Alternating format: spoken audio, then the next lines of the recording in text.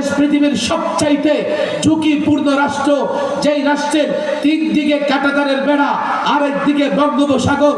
তারা নাকি আমাদের প্রতিবেশী, তারা নাকি বন্ধু প্রতিবেশী, অথচ কাঁটাতারের বেড়া দিয়ে রেখেছে যাতে সেখানে ফেলাদিদের লাশ ঝুলে থাকতে পারে। কাঁটাতারের বেড়া দিয়ে আমাদের ব্যবসায়ীদের গুলি করে হত্যা করতে পারে। সবচাইতে ঝুঁকিপূর্ণ দেশ বাংলাদেশ। যে কোনো সময় বাংলাদেশ আগ্রাসনের মুখে পড়তে পারে। তোমরা বলবে না, কেন বাংলাদেশ আগ্রাসনের মুখে পড়বে? দেখো, কাশ্মীর স্বাধীন রাষ্ট্র, স্বাধীন রাষ্ট্র এই পত্তলিক কসাই মোদি পরাধীন করে ফেলেছে। হায়দ্রাবাদ স্বাধীন রাষ্ট্র ছিল, এক রাতে হায়দ্রাবাদ দখল করে পরাধীন করে ফেলেছে। কাল হতে পারে বাংলাদেশে আগ্রাসন চালাবে। আমাকে বলো, কি করে লড়াই করবে? তুমি যদি দেখো তোমার আর তার শক্তির ব্যবধান কত বেশি আছে। Atom power? No, never. তার কাছে অ্যাটম পাওয়ার আছে। তোমার একটা মিসাইল নাই, তার কাছে অসংখ্য মিসাইল আছে। তোমার সৈন্য সংখ্যা কত আর তার সৈন্য সংখ্যা কত? তোমরা সংখ্যায় মাত্র 16 কোটি আর তারা 150 কোটি। তোমাদের কোনো বন্ধু নাই আর তাদের বন্ধু রাশিয়া, তাদের বন্ধু ইসরায়েল। কি করে লড়াই করবে? রাজনীতিবিদরা বলবে লড়াই কেন করব? নত জাদু হয়ে যাব, গোলাম হয়ে যাব, নত জাদু হয়ে যাবা। ইজ্জত বাঁচাতে পারবা না, মা বোনের ইজ্জত বাঁচাতে পারবা না, মসজিদ বাঁচাতে পারবা না, মাদ্রাসা বাঁচাতে পারবা না। আল্লাহর কসম করে বলি, ধর্মের উপরে অবিচল অটল থাকতে পারবা না। তোমাকে বাধ্য করা হবে জয় শ্রীরাম স্লোগান দেওয়ার জন্য। তোমাকে বাধ্য করা হবে তুমি যাতে গরু জবাই না করো। তোমাকে বাধ্য করা হবে তুমি যাতে তোমার কন্যাকে হিজাব পরিয়ে স্কুল কলেজে পাঠাতে না পারো। যত জাদু যদি হয়ে যাও, দেশ বাঁচাতে পারবে না, ইসলাম বাঁচাতে পারবে না। বলবে লড়াই কি করে করবে? লড়াই কি করে করবে? ইসলাম ধরো 1500 বছর আগে দেখো 313 জন বদরের প্রান্তরে ইসলাম নিয়ে দাঁড়িয়ে গেছে। কাফের তাদের মোকাবেলায় টিকতে পারে নাই, খন্দকে টিকতে পারে নাই, খাইবরে টিকতে পারে নাই।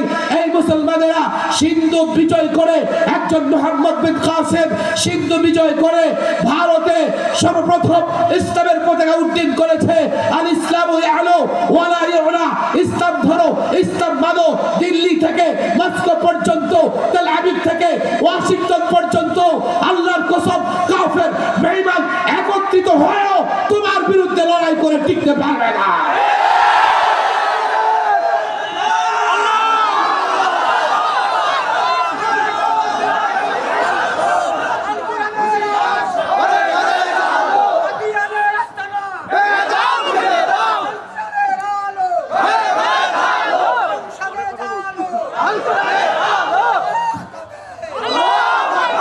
ইসলাম হচ্ছে পাওয়ার। ইসলাম ভেনেজুয়েলার প্রেসিডেন্টের কি অবস্থা হয়েছে?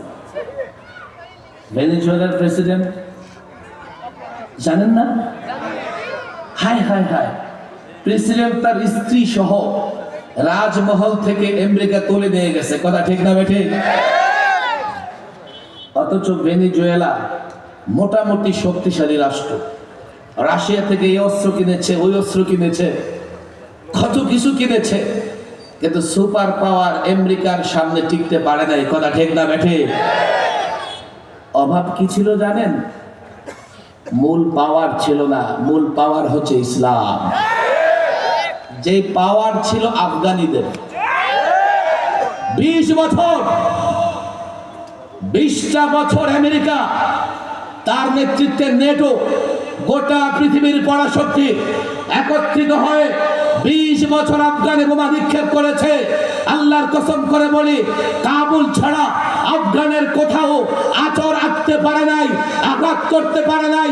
পাওয়ার ছিল ইসলাম, পাওয়ার ছিল ঈমান। আল্লাহর কসম করে বলি, আফগানিরা যখন চূড়ান্ত লড়াইয়ে নেমেছে, আমেরিকা লুঙ্গি গামছা নিয়ে পালাবার পথ খুঁজে পায় নাই। আজকে আমেরিকা নেটো গোটা দুনিয়ার চোখে আঙুল রেখে ইমারতে ইসলামিয়া, ইসলামী রাষ্ট্র আফগানে প্রতিষ্ঠিত হয়েছে।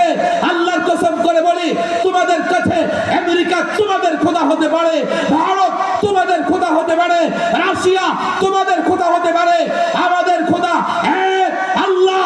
নবী মুহাম্মদকে মহব্বত করে কাফের বেঈমান তাগুতের কাছে মাথা নত করে না। ইসলাম পাওয়ার।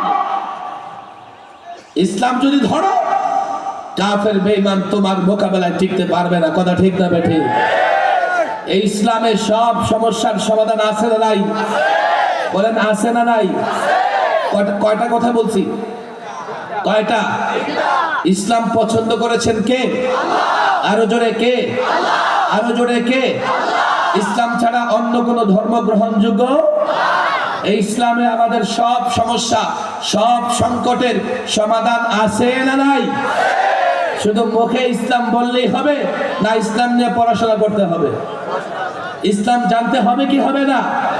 ইসলামের রাজনৈতিক দল পড়ে করো, ইসলাম আগে জানো। ইসলামী পণ্ডিত দল পড়ে করো, আগে ইসলাম জানো।